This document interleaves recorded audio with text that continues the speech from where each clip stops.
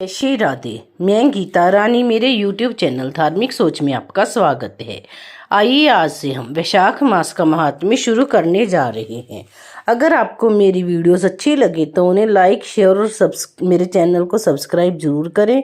Bell button दबाना ना भूलें और कमेंट सेक्शन में राधे राधे जी जरूर लिखें। सूत जी कहते हैं, महात्मा नारद के वचन सुनकर राजऋषि अम्बरीश ने विस्मित होकर कहा, महामुने, आप मार्गशीर्ष, अगहन आदि पवित्र महीनों को छोड़कर वैशाख मास की ही इतनी प्रशंसा क्यों करते हैं? उसी को सब मासों में श्रेष्ठ क्यों बतलाते हैं? यदि माधव मास सबसे श्रेष्ठ और भगवान लक्ष्मी पति को अधिक प्रिय है तो उस समय स्नान करने की क्या विधि है? वैशाख मास में किस वस्तु का दान, कौन सी तपस्या तथा किस देवता का पूजन करना चाहिए? कृपा निधि, उस समय किए जाने वाले पुण्य कर्म का आप मुझे उपदेश कीजिए।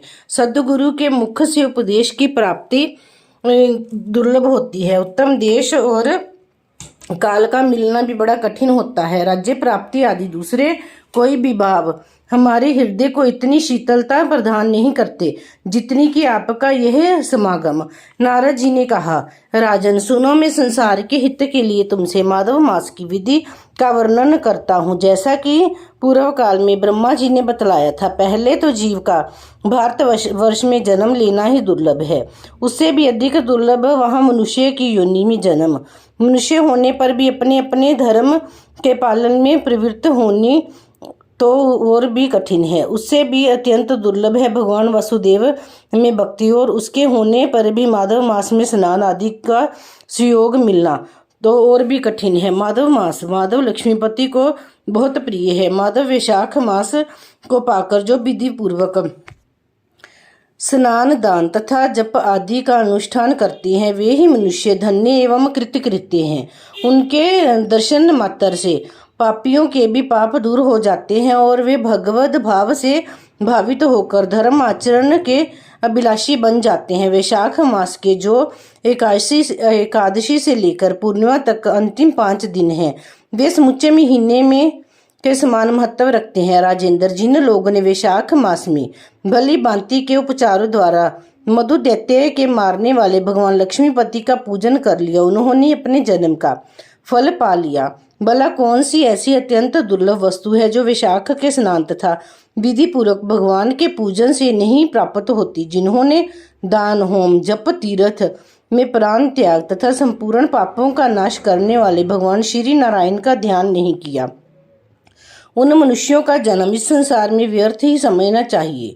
जो धन के रहते हुए भी कंजूसी करता है, दान आदि किए बिना ही मर जाता है, उसका धन व्यर्थ है। राजन, उत्तम कुल में जन्म, अच्छी मृत्यु, ज्येष्ठ भोग, सुख, सदा दान करने में अधिक प्रसन्नता, उदारता तथा उत्तम धैर्य, ये सब कुछ भगवान श्री विष्णु की कृपा से ही प्राप्त होते हैं। महात्मा नारायण के अनुग्रह से ही मनोवांछित सिद्धियां मिलती हैं। जो कार्तिक में, माघ में तथा माधव को प्रिय लगने वाले वैशाख मास में स्नान करके मधुहंता लक्ष्मीपति दामोदर की विशेष विधि के साथ भक्ति पूर्वक पूजा करता है और अपनी शक्ति के अनुसार दान देता है, वह मनुष्य इस लोक का सुख भोग कर अंत में श्री हरि के पद को प्राप्त होता है। भूप जैसे सूर्य उदय होने पर अंधकार नष्ट हो जाता है, उसी प्रकार वैशाख मास में प्रातः स्नान करने से अनेक जन्मों की उपार्जित पाप राशि नष्ट हो जाती है। यह बात ब्रह्मा जी ने मुझे बताई थी। भगवान श्री विष्णु ने माधव मास की महिमा का विशेष प्रचार किया है। अतः इस महीने के आने पर मनुष्य को पवित्र करने वाले पुण्य जल से परिपूर्ण गंगा तीर्थ, नर्मदा तीर्थ, यमुना तीर्थ अथवा सरस्वती तीर्थ में सूर्योदय से पहले स्नान करके भगवान मुकुंद की पूजा करनी चाहिए। इससे तपस्या का फल भोगने के पश्चात अक्षय स्वर्ग की प्राप्ति होती है। भगवान श्री नारायण अनाम्य रोग व्याधि से रहित हैं। उन गोविंद देव की आराधना करके तुम भगवान का पद प्राप्त कर लोगे। राजन, देवादिदेव लक्ष्मीपति पापों का नाश करने वाले हैं। उन्हें नमस्कार करके चैत्र की पूर्णिमा को इस व्रत का आरंभ करना चाहिए। व्रत लेने वाला पुरुष यमनियों का पालन करे, शक्ति के अनुसार कुछ दान दे, हविष्यायन भोजन करे, हविष्यान करे, भूमि पर सोए, ब्रह्मचार्य व्रत में दृढ़ता पूर्वक स्थित रहे तथा हृदय में भगवान श्री नारायण का ध्यान करते हुए कृष्ण तथा तपस्याओं के द्वारा शरीर को सुखाए। इस प्रकार नियम से रहकर जब वैशाख की पूर्णिमा आए उस दिन मधु तथा तिल आदि का दान करे। श्रेष्ठ ब्राह्मणों को भक्ति पूर्वक भोजन कराए, उन्हें दक्षिणा सहित धेनु दान दे तथा वैशाख स्नान के व्रत में जो कुछ त्रुटि हुई हो उसकी पूर्णता के लिए ब्राह्मणों से प्रार्थना करे। भूपाल, जिस प्रकार लक्ष्मी जी जगदीश्वर माधव की प्रिया है, उसी प्रकार माधव मास भी मधुसूदन को बहुत प्रिय है। इस तरह उपयुक्त नियमों के पालन पूर्वक 12 वर्षों तक वैशाख स्नान करके अंत में मधुसूदन की प्रसन्नता के लिए अपनी शक्ति के अनुसार व्रत का उद्यापन करे। अम्बरीश, पूर्व काल में ब्रह्मा जी के मुख से मैंने जो कुछ सुना था वह सब वैशाख मास का महात्म्य तुम्हें बता दिया।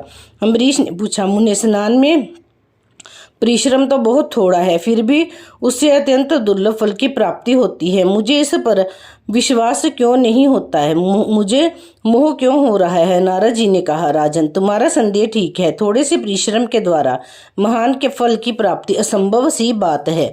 लक्ष्मीपति, इस पर विश्वास करो, क्योंकि यह ब्रह्मा जी की बताई हुई बात है। धर्म की गति सूक्ष्म होती है, उसे समझने में बड़े बड़े पुरुषों को भी कठिनाई होती है। श्री हरि की शक्ति अचिंत्य है, उनकी कृति में विद्वानों को भी मोह हो जाता है। विश्वामित्र आदि क्षत्रिय थे, किंतु धर्म का अधिक अनुष्ठान करने के कारण वे ब्राह्मण तव को प्राप्त हो गए। अतः धर्म की गति अत्यंत सूक्ष्म है। भूपाल, तुमने सुना होगा अजामिल अपनी धर्म पत्नी का परित्याग करके सदा पाप के मार्ग पर ही चलता था, तथापि मृत्यु के समय उसने केवल पुत्र के स्नेहवश नारायण कहकर पुकारा। पुत्र का चिंतन करके नारायण का नाम लिया, किंतु इतने से ही उसको अत्यंत दुर्लभ पद की प्राप्ति हुई। जैसे निष्ठा पूर्वक भी यदि आग का स्पर्श किया जाए तो वह शरीर को जलाती ही है, उसी प्रकार किसी दूसरे निमित्त से भी यदि श्री गोविंद का नामोच्चारण किया जाए तो वह पाप राशि को भस्म कर डालता है। तथा देहित गोविंद नाम व्याज दीप्तिरत। जीव विचित्र है, जीवों की भावनाएं विचित्र हैं, कर्म भी विचित्र हैं तथा कर्मों की शक्तियां भी विचित्र है। शास्त्र में जिसका महान फल बताया गया है वही कर्म महान है, फिर वह अल्प परिश्रम साध्य हो या अधिक परिश्रम साध्य। छोटी सी वस्तु से भी बड़ी बड़ी वस्तु का नाश होता देखा जाता है।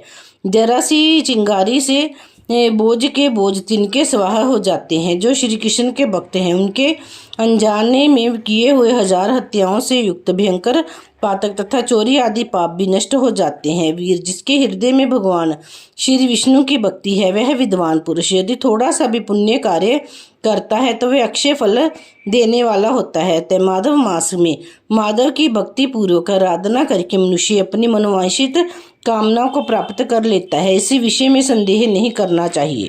शास्त्रों तक विधि से किया जाने वाला छोटे से छोटा कर्म क्यों ना हो, उसके द्वारा बड़े से बड़े पाप का भी क्षय हो जाता है तथा उत्तम कर्म की वृद्धि होने लगती है। राजन, भाव तथा भक्ति दोनों की अधिकता से फल में अधिकता होती है। धर्म की गति सूक्ष्म है, यह कोई प्रकारों से जानी जाती है। महाराज, जो भाव से हीन है, जिसके हृदय में उत्तम भाव एवं भगवान की भक्ति नहीं है, वह अच्छे देश तथा काल में जाकर जीवन भर पवित्र गंगा जल से नहाता और दान देता रहे तो भी कभी शुद्ध नहीं हो सकता, ऐसा मेरा विचार है। अतः अपने हृदय कमल में शुद्ध भाव की स्थापना करके वैशाख मास में प्रातः स्नान करने वाला जो विशुद्ध चित्त पुरुष भक्ति पूर्वक भगवान लक्ष्मीपति की पूजा करता है उसके पुण्य का वर्णन करने की शक्ति मुझ में नहीं है। अतः भूपाल, तुम वैशाख मास के फल के विषय में विश्वास करो। छोटा सा शुभ कर्म भी सैकड़ों पाप कर्मों का नाश करने वाला होता है। जैसे हरि नाम के भय से राशि पाप नष्ट हो जाते हैं, उसी प्रकार सूर्य के मेष राशि पर स्थित होने के समय प्रातः स्नान करने से तीर्थ में भगवान की स्तुति करने से भी समस्त पापों का नाश हो जाता है। जिस प्रकार गरुड़ के तेज से सांप भाग जाते हैं, उसी प्रकार प्रातःकाल वैशाख स्नान करने से पाप पलायन कर जाते हैं। यह निश्चित बात है। जो मनुष्य मेष राशि के सूर्य में गंगा या नर्मदा के जल में नहाकर 1, 2 या 3 समय भक्ति भाव के साथ पाप प्रशामन नामक स्तोत्र का पाठ करता है वह सब पापों से मुक्त होकर परम पद को प्राप्त होता है। अम्बरीश, इस प्रकार मैंने थोड़े में ये विशाख स्नान का सारा महात्म्य सुना दिया और अब क्या सुनना चाहती हो। बोले श्री विष्णु भगवान की जय।